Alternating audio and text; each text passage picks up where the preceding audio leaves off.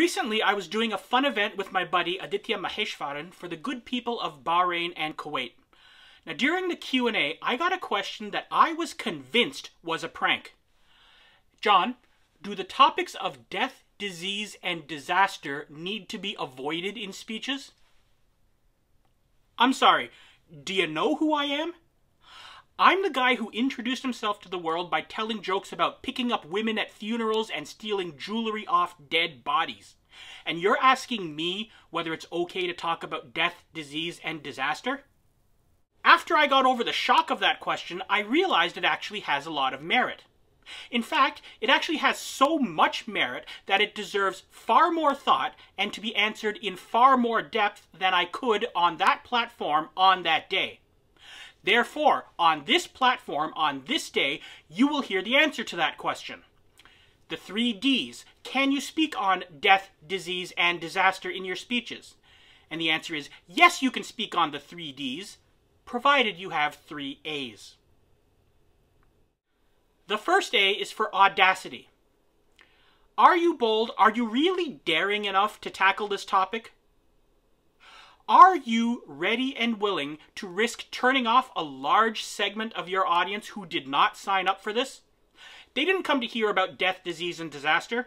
They came to hear about happy things, like the starfish story. And you risk alienating a whole bunch of them purely because a few people in your audience need to hear the message you're bringing. Are you really willing to take that risk? Do you have what it takes to be daring, courageous, bold, and audacious? If you have the audacity, then you're ready for the second A, which comes courtesy of my friend Aditya, and that is authenticity.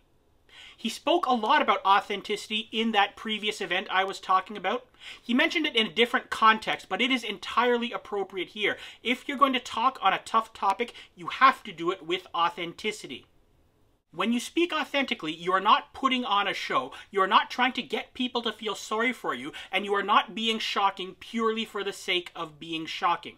Speak on this tough topic with truth and from a genuine sense of wanting to help the audience. Speak as yourself. You're speaking to convey a message, so make sure your message, and your content are 100% authentic. The final A, along with audacity and authenticity, is authority. Authority is what qualifies you to speak on a topic. It's a combination of knowledge and experience. For example, as I've mentioned, I've spoken a couple of times about death. Now, what gives me the authority to speak on death?